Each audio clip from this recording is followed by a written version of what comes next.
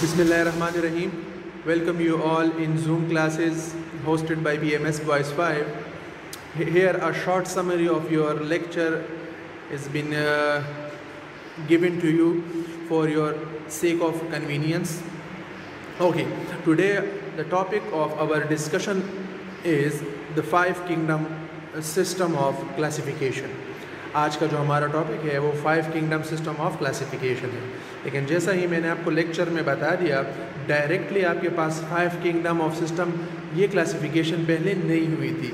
इससे पहले आपके पास सिंपल क्लासिफिकेशन थी ओनली टू किंगडम्स में। दो किंगडम्स के अंदर आपके पास क्या थी? क्लासिफिकेशन थी। किस तरह? ऑर्गेनिजम्स को साइंटिस्ट सबसे पहले अरिस्टोटल ने उसको क्या किया था? क्लासिफाई किया था। साइंटिस्ट पहले ज़माने में क्या देखते थे? बस ज़ाहिरी जो उसके अंदर मुशाबिहत है, सिमिलरिटीज़ हैं और डिफरेंसेस जो उसके अंदर चेंज है एक दूसरे से, उसको देखते थे। जैसा कि मैंने पहले भी आपको लेक्चर में बता दिया कि किस तरह अब सिमिलरिटी प्लांट्स के अंदर क्या है। प्लांट्स के अंदर सिमिलरिटीज़ ये हैं कि तमाम के तमाम प्लांट्स अपने लिए खुराक खुद तैयार करते हैं, ये ऑटोट्रॉफिक ऑर्गेनिजम्स हैं। जबकि तमाम के तमाम एनिमल्स ये हेट्रोट्रॉफिक हैं, ये ऑर्गेनिज्म अपने लिए खुराक तैयार नहीं कर सकते। अब ये क्या है? प्लांट्स और एनिमल्स के अंदर सिमिलरिटी है, प्लांट्स के अंदर और एक दूसरे के अगेंस्ट। अब डिफरेंस है, ये प्लांट्स और एनिमल में ये डिफरेंस है क्योंकि प्लांट तैयार कर सकते हैं और एनिमल्स नहीं। तो ये क्या है? डिफरेंसेस। एक ये सिमिलरिटी, दूसरी ये कि तमाम के तमाम प्लांट्स इमोटाइल हैं, ये एक जगह से दूसरी जगह हरकत नहीं कर सकते, एक जगह पे होते हैं ना, सीजाइल होते हैं ना। जबकि एनिमल्स तमाम के तमाम एक जगह से दूसरी जगह हरकत कर सकते हैं। तो ये आपके पास क्या है? इनके अंदर अपनी स्पीशी के अंदर सिमिलरिटी है और एनिमल्स के साथ डिफरेंस है। ठीक है, तो इन ज़ाहिरी चीज़ों को देख के वो क्या करते थे? तमाम प्लांट्स और एनिमल्स को क्लासीफाई करते। ठीक है, उसके बाद 1968 में आपकी बुक में लिखा है और कुछ बुक्स में 1969 भी लिखा है। 1969 में एक साइंटिस्ट आया, रॉबर्ट विटाकर, और उसने five kingdom system of classification दे दिया बहुत ज़्यादा क्या नॉलेज की बुनियाद के ऊपर। ठीक है, इसको थोड़ा डिटेल के साथ पढ़ते हैं। Robert Whittaker in 1968 classified all living organisms into five kingdoms. पांच किंगडम्स में उसको क्या कर दिया? क्लासीफाई कर दिया। This is known as five kingdom system of classification. इसको हम क्या कहते हैं? पांच किंगडम्स की क्लासिफिकेशन कहते हैं। These five kingdoms are prokaryotes, protoctista और which is also known as protista, fungi, plantae and animalia. Our first kingdom of discussion is kingdom prokaryote. Pro जैसा कि आपको पता है, pro means before and karyon means nucleus। वो organism जो nucleus से, अब न्यूक्लियस से पहले का ये मतलब नहीं है कि ये न्यूक्लियस के बनने से पहले वजूद में आए। एक्चुअली इनके अंदर एक ट्रू न्यूक्लियस नहीं होता। अच्छा, ट्रू न्यूक्लियस क्या है? ट्रू न्यूक्लियस हम किसको कहते हैं? जब किसी ऑर्गेनिज्म के अंदर न्यूक्लियस, न्यूक्लियर मेम्ब्रेन उसके इर्द गिर्द हो तो इसको हम क्या कहते हैं? अ ट्रू न्यूक्लियस कहते हैं। जैसा कि मैं अभी आपको एक पिक्चर दिखा देता हूँ, आप ज़रा आ जाएँ पेज नंबर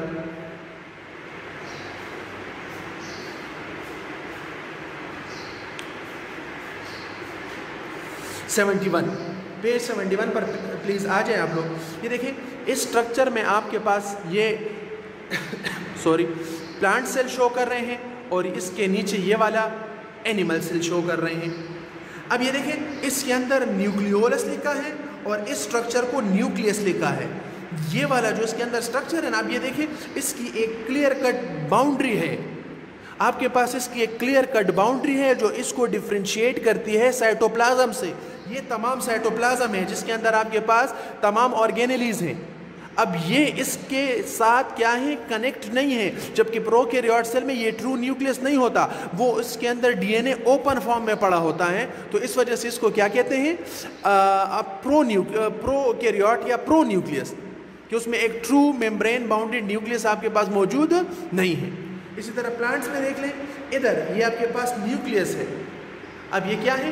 इसमें अंदर ये बड़ा जो है ये वैक्यूल है जो पानी को एब्जॉर्ब करता है और साथ में ये स्ट्रक्चर न्यूक्लियस है और ये इसको क्या कर रहा है? इससे अलहदा कर रहा है। तो इसको क्या कहते हैं? Eukaryotic organism. जबकि दूसरी जानिब प्रोकैरियोटिक जिसके अंदर आपके पास ट्रू न्यूक्लियस मौजूद नहीं होता। समझ आ रही है ना आपको? दोबारा अपनी जगह पर आ जाएं, पेज नंबर 7 पर। अच्छा,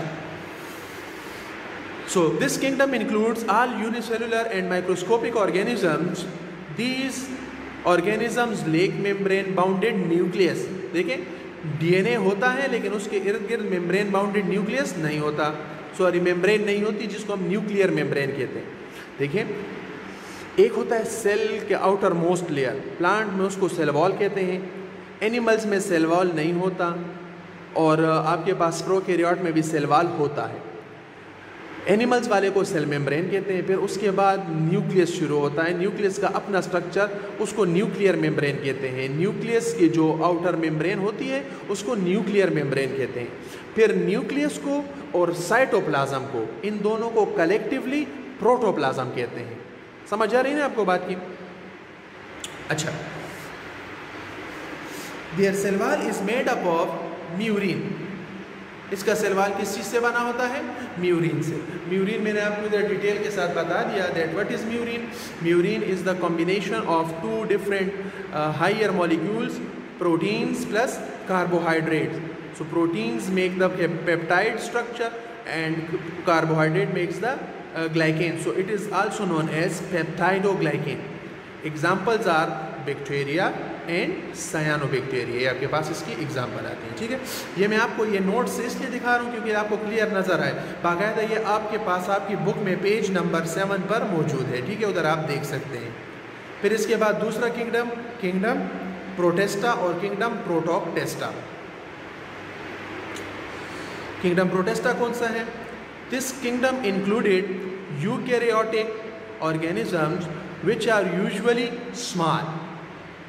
ये वो organisms हैं जो कि क्या हैं? आमतौर से तो यूकैरियोट है। अच्छा, प्रोकैरियोट का कंट्रास्ट उसके बरक्स क्या है? उसको आप प्रोकैरियोट कहते हैं। ठीक है, क्या कहते हैं? सॉरी, प्रोकैरियोट कहते हैं उसको आप।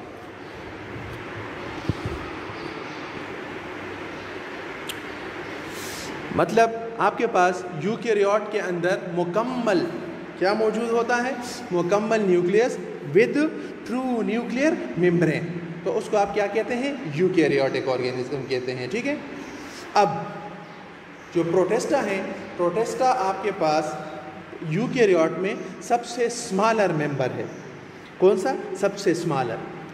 लेकिन क्या है? लेकिन है यूकैरियोट, मतलब इसके अंदर ट्रू न्यूक्लियस मौजूद होता है। ठीक है, so this kingdom included eukaryotic organisms which are usually small and having differences with other organisms of their eukaryotic kingdom.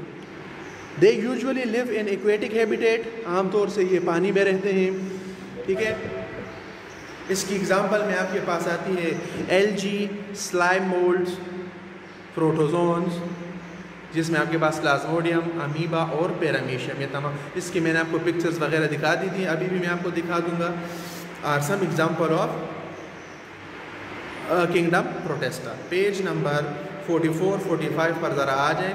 इधर इसके आपके पास क्या है? डायग्राम्स बने हुए हैं। ये आपके पास बैक्टीरियाज हैं और ये साइनोबैक्टीरिया की पूरी कॉलोनी, इसको आप देख सकते हैं।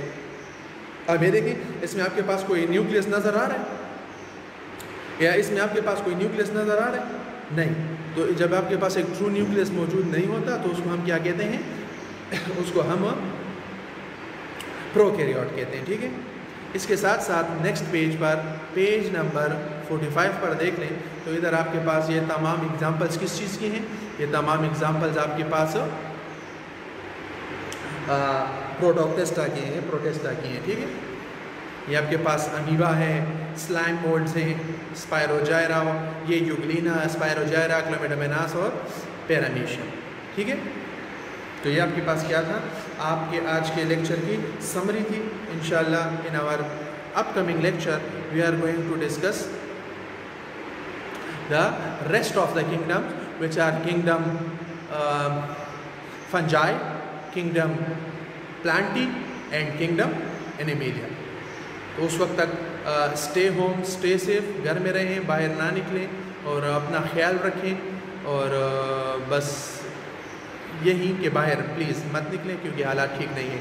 इंशाल्लाह अगले लेक्चर में फिर हम क्या करेंगे इसके ऊपर डिटेल में बात करेंगे। ओके, अल्लाह हाफिज़, अल्लाह ब्लेस यू, थैंक यू, अल्लाह हाफिज़।